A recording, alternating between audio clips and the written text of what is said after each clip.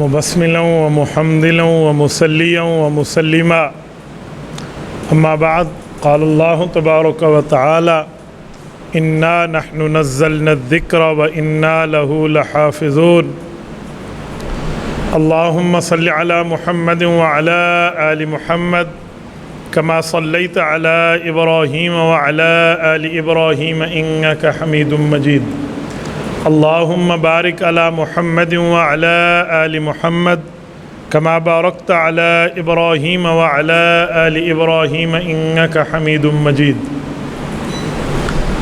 معزز دوستو، قرآن کریم اللہ تعالیٰ کی وہ مقدس کتاب ہے جس کو رب العزت نے خاتم النبیین حضرت محمد مصطفیٰ صلی اللہ علیہ وآلہ وسلم پر بطور خاتم الکتب نازل کی ہے۔ خاتم الکتب کا مطلب یہ ہے کہ حضور پاک صلی اللہ علیہ وسلم پر یہ کتاب ہے، اس کتاب کے بعد اللہ تعالیٰ کی کوئی نئی کتاب نازل نہیں ہونی۔ حالانکہ رب العزت نے قیامت تک قرآن کریم کے احکام کو باقی رکھا ہے، تو بس یہی ایک ہی کتاب ہے۔ اس کے بعد نہ نیا نبی مبعوث ہوگا اور نہ نئی کتاب نازل ہوگی۔ اہل اسلام کا نظریہ، عقیدہ، مذہب اور مسلک ہے کہ قرآن کریم کی زبر زیر بھی کوئی تبدیل شدہ نہیں ہے، یہ ساری رب کائنات کی طرف سے ہے۔ اللہ تعالیٰ اس قرآن کریم کے متکلم بھی ہیں اور موصوف بھی ہیں، اور قرآن کریم رب کریم کی صفت ہے، اور قرآن کریم مخلوق نہیں ہے، حادث نہیں ہے۔ قرآن کریم اپنے موصوف کی طرح قدیم ہے اور یہ موصوف کی صفت ہے۔ قرآن کریم کے متعلق یہ نظریہ ہمارا 1400 سال سے قائم ہے۔ عظمت قرآن کریم پر اگر میں جملہ آپ کی خدمت میں عرض کروں تو کلام اللہ، اللہ تعالیٰ کی باتیں ہیں، اور اللہ تعالیٰ کی بات میں اللہ والا اثر ہے۔ بعض اوقات بندہ سمجھتا ہے کہ میں خالی قرآن کے الفاظ پڑھوں تو خالی الفاظ پڑھنے کا کوئی ثواب ہے، مجھے اس کا مطلب سمجھ نہیں آئے گا، مجھے اس کا ترجمہ سمجھ نہیں آئے گا، مجھے اس کا معانی پتہ نہیں ہوں گے، تو خالی قرآن کے الفاظ پڑھنے پہ ثواب ہے یا نہیں ہے؟ تو خالی قرآن کریم کے الفاظ پڑھنے پر بھی اجر موجود ہے، ثواب موجود ہے۔ اس کے لیے قرآن کریم کی خود دلیل موجود ہے۔ رب کریم نے نبی پاک صلی اللہ علیہ وسلم کو قرآن کریم کی تلاوت کا حکم بھی دیا ہے، ترجمہ اور تفسیر پڑھانے کا حکم بھی دیا ہے۔ فرمایا یتلو علیہم آیاتہ ویعلمہم الکتاب والحکمہ، یعنی قرآن کریم کی آپ تلاوت فرمائیں اور قرآن کریم کو پڑھائیں اور سنت کو سمجھائیں۔ اس سے پتہ چلا تلاوت کرنا جس میں ترجمہ نہ ہو، تفسیر نہ ہو، یہ بھی مستقل عبادت ہے۔ عام طور پہ لوگوں کے اندر یہ گمراہی کچھ لوگ پھیلاتے ہیں کہ جب آپ کو ترجمہ نہیں آتا آپ خالی قرآن کریم کیوں پڑھتے ہیں؟ جب آپ کو اس کا مطلب نہیں آتا آپ خالی الفاظ پڑھتے ہیں، تو خالی قرآن کریم کے الفاظ پڑھنے پر کوئی اجر نہیں ہے۔ حالانکہ ایسی بات نہیں ہے، قرآن کریم کے صرف الفاظ بھی پڑھیں تب بھی اللہ تعالیٰ کی طرف سے اجر ہے، خالی الفاظ بھی پڑھیں تب بھی اللہ تعالیٰ کی طرف سے برکت ہے۔ بندے کو سمجھ کے پڑھنا چاہیے، لیکن سمجھنے کے لیے کسی عالم کے پاس، کسی قرآن کے ماہر کے پاس، قرآن کریم کے ایکسپرٹ کے پاس جا کر بندہ قرآن کریم کو سمجھے، پھر سمجھ کے پڑھے۔ ہر بندے کا سمجھنا کام نہیں ہے، اس کے لیے ماہر کی ضرورت ہے۔ دیکھیں دنیا میں چھوٹے سے چھوٹا کام ہو، ایک بندے کو زکام کیوں نہ ہو جائے تو وہ ڈاکٹر اور ماہر کے پاس جاتا ہے کہ میں اپنا علاج کرا لوں، اور وہ اپنی طرف سے گولیاں کھانا شروع نہیں کر دیتا۔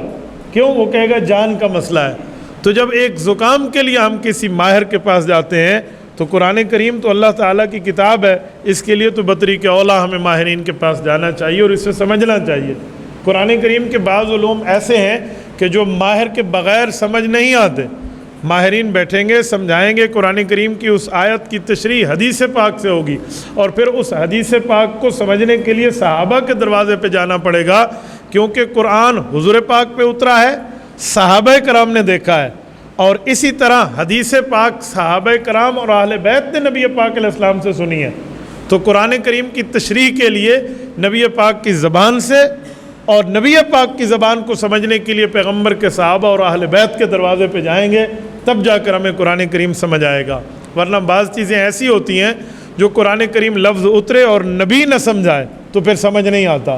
مثلا ایک قرآن کریم میں اندر آیت موجود ہے کہ اس وقت تک بندہ کھائے پیے جب تک دن شروع نہ ہو جائے، لیکن آیت کے الفاظ یہ ہیں اس وقت تک آپ کھا پی سکتے ہو روزے میں جب تک کالا دھاگا سفید دھاگے سے الگ نہ ہو جائے۔ اب کالا دھاگا کیا ہے اور سفید دھاگا کیا ہے؟ جب یہ آیت اتری تو کچھ وہ حضرات جنہوں نے نبی پاک صلی اللہ علیہ وسلم کی ابھی تشریح نہیں سنی تھی، انہوں نے سمجھ لیا کہ دو دھاگے آپس میں ملائیں گے، کالا دھاگا صبح کے وقت الگ ہو جائے گا، سفید دھاگا الگ ہو جائے گا، پھر سحری کا وقت ختم ہوگا۔ اور انہوں نے ایسے ہی کیا، نبی علیہ السلام کے پاس آئے کہ اب تو اذانیں آ گئی ہیں اور دھاگے تو جدا نہیں ہوئے، تو حضور پاک علیہ السلام نے فرمایا دھاگوں سے مراد سفیدی دن کی، کالے دھاگے سے مراد تاریکی رات کی ہے۔ تو اب دیکھیں آیت کے لیے سمجھنے کے لیے ضروری ہے کہ بندہ نبی پاک صلی اللہ علیہ وسلم کی تشریح پر عمل کرے، نبی پاک صلی اللہ علیہ وسلم کے الفاظ کو سمجھے، نبی پاک صلی اللہ علیہ وسلم کی تعلیمات کو سمجھے۔ اور نبی علیہ السلام کی تعلیمات تب سمجھ آئیں گی جنہوں نے نبی پاک صلی اللہ علیہ وسلم سے یہ تعلیمات پڑھی ہیں، وہ یا نبی پاک صلی اللہ علیہ وسلم کا گھرانہ ہے یا نبی پاک صلی اللہ علیہ وسلم کا یارانہ ہے۔ نبی کے گھرانے کا نام نبی کی اہل بیت ہے اور نبی کے یارانے کا نام نبی پاک کے صحابہ ہیں۔ اب صحابہ اور اہل بیت ہمیں بتائیں گے کہ اس آیت اور اس حدیث کا مطلب کیا ہے۔ تو اس لیے قرآن سمجھ کے پڑھیں تب بھی ثواب ہے، بغیر سمجھے صرف تلاوت کریں تب بھی اس کے اوپر اللہ تعالیٰ کی طرف سے اجر اور برکت موجود ہے۔ دوسری بات، جب قرآن کریم ہم پڑھنے لگیں تو سب سے پہلے قرآن کریم کے آداب کا خیال کریں۔ آج کل قرآن کریم کے ادب کا خیال نہیں کیا جاتا، جس کی وجہ سے قرآن پڑھنے کی برکات نہیں ملتی۔ آداب میں سب سے پہلے یہ کہ بندہ پاک ہونا چاہیے۔ پاک کا مطلب بڑی پلیتی سے بھی پاک، چھوٹی پلیتی سے بھی پاک، یعنی بندے کو باوضو ہونا چاہیے۔ باوضو ہوئے بغیر اگر کوئی قرآن پڑھنا چاہتا ہے تو زبان سے تو پڑھ سکتا ہے، وضو نہیں ہے زبان سے کوئی آیت چاہے تو پڑھ سکتا ہے، لیکن جب قرآن کریم کو چھوئے گا، قرآن کریم کو ٹچ کرے گا، قرآن کریم کو ہاتھ لگائے گا، تب بھی اس کے لیے وضو ہونا ضروری ہے۔ اب یہ جو ہم موبائل میں قرآن کریم کو ایپ یہاں ڈاؤن لوڈ کر کے ہم پڑھتے ہیں، تو اس کے لیے بعض علماء کہتے ہیں کہ قرآن کریم کے الفاظ کے اوپر شیشہ آیا ہے تو آپ بغیر وضو کے پڑھ سکتے ہیں، لیکن میرا ذاتی نظریہ یہ ہے کہ نہیں، ادھر بھی وضو ہونا چاہیے۔ اگر ہم اس کی اجازت دے دیں کہ آپ بغیر وضو کے ایپ کھول کے قرآن پڑھنے لگ جائیں تو میرے خیال میں پھر یہ ساری دنیا کی ترتیبیں شروع ہو جائیں گی، لوگ جو ہے نا کیا کہتے ہیں پھر اصلی مصحف کو بھی جو ہے نا بغیر وضو کے ہاتھ لگائیں گے۔ نہیں، اس کو وضو کے ساتھ ادب کے ساتھ بندہ ہاتھ لگائے۔ اور پھر قرآن کریم کے لیے بہتر یہ ہے کہ جس وقت قرآن کریم کھولیں پھر اسی کی طرف بندہ متوجہ ہو۔ اللہ کا قرآن سامنے کھلا ہو، بندہ دائیں بائیں باتیں کرتا پھرے، اللہ کا قرآن سامنے کھلا ہو اس کی طرف متوجہ نہ ہو، تو یہ بدقسمتی کی بات ہے، بد نصیبی کی بات ہے۔ رب کریم کے کلام کو متوجہ ہو کر بندہ پڑھے تو اس کا اجر ہے۔ یقین مانیں، میں ایک روایت آپ کے سامنے حضرت علی المرتضیٰ رضی اللہ عنہ کی پیش کرتا ہوں۔ حضرت علی المرتضیٰ فرماتے ہیں کہ میرا جی چاہتا ہے کہ میں اللہ سے بات کروں تو میں نماز پڑھتا ہوں، کیونکہ نماز مومن اللہ تعالیٰ سے بات کر رہا ہوتا ہے۔ اور فرماتے ہیں جب میرا جی چاہتا ہے کہ میرا اللہ مجھ سے ہم کلام ہو تو پھر میں قرآن کریم پڑھنا شروع کر دیتا ہوں، کیونکہ جب قرآن کریم پڑھا جاتا ہے تو اللہ اپنے مومن بندے سے ہم کلام ہوتا ہے۔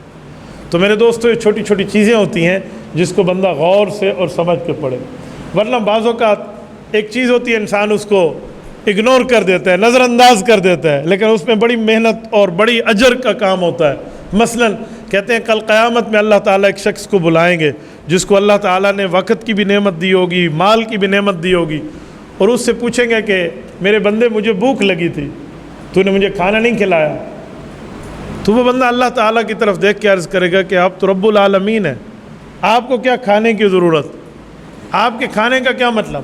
تو رب فرمائیں گے میرا فلاں بندہ بھوکا تھا اور تو اسے کھانا کھلا سکتا تھا، تو نے نہیں کھلایا، اگر تو اسے کھلا دیتا تو مجھے بھی اس کے پاس پاتا۔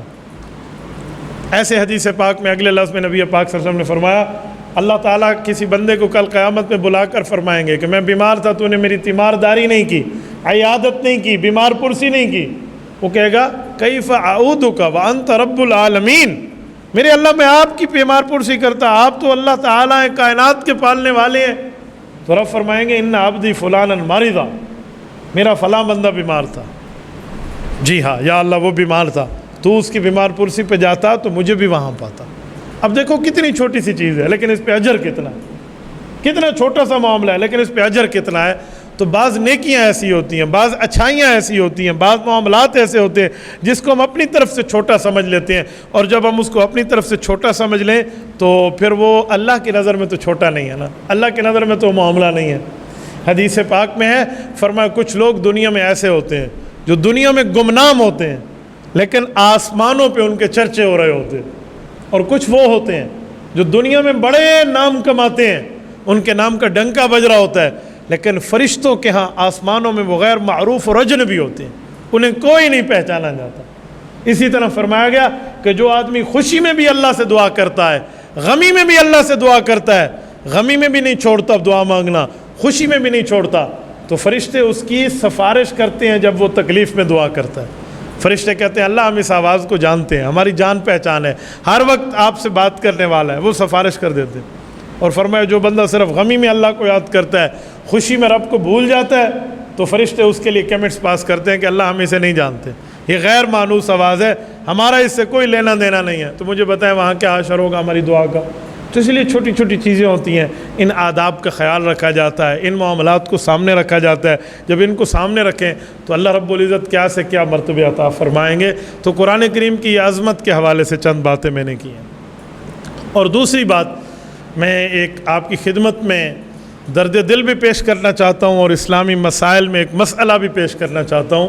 وہ یہ ہے کہ پرسوں فیصل آباد کے علاقہ جڑاں میں جو ایک افسوسناک واقعہ اقلیتوں کے ساتھ ہوا ہے، اس پر ہر مسلمان کا دل رنجیدہ ہے، لیکن بیس دیکھنی چاہیے، بنیاد دیکھنی چاہیے، وجہ دیکھنی چاہیے کہ معاملہ ہوا کیوں۔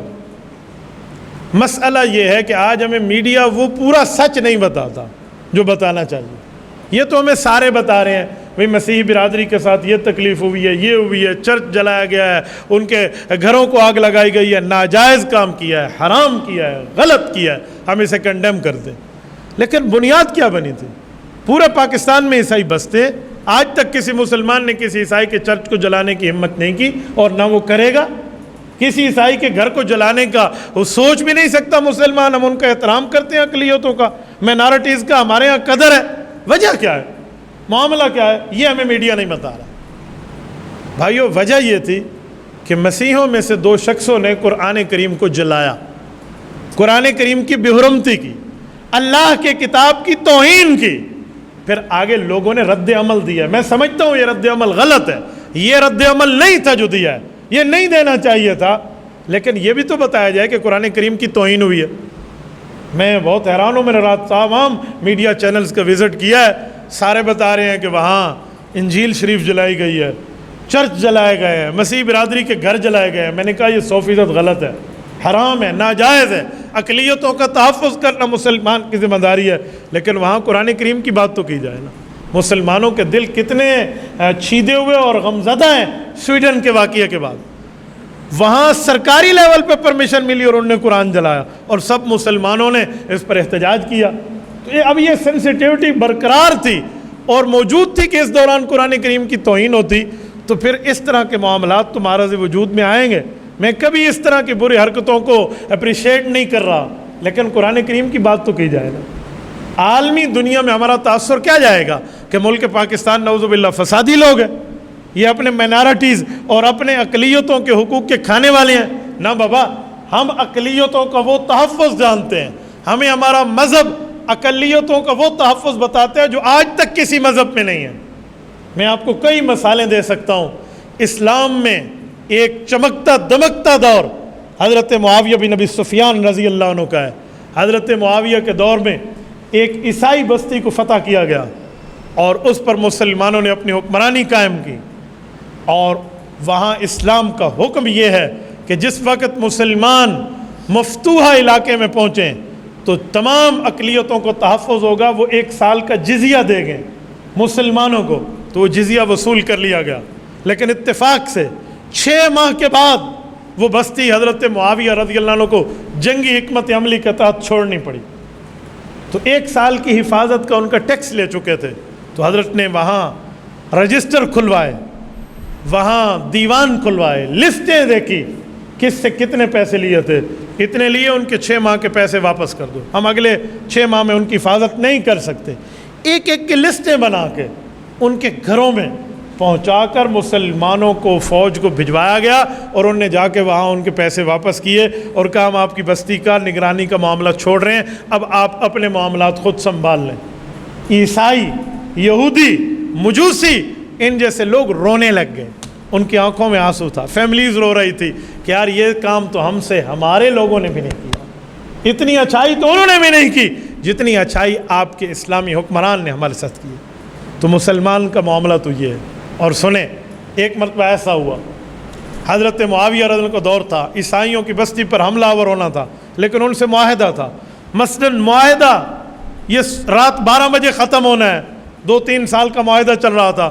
تو حضرت معاویہ نے جنگی حکمت عملی کے تحت بارڈر پر فوج اکٹھی کرنا شروع کر دی، پورا مجمع اکٹھا کر لیا۔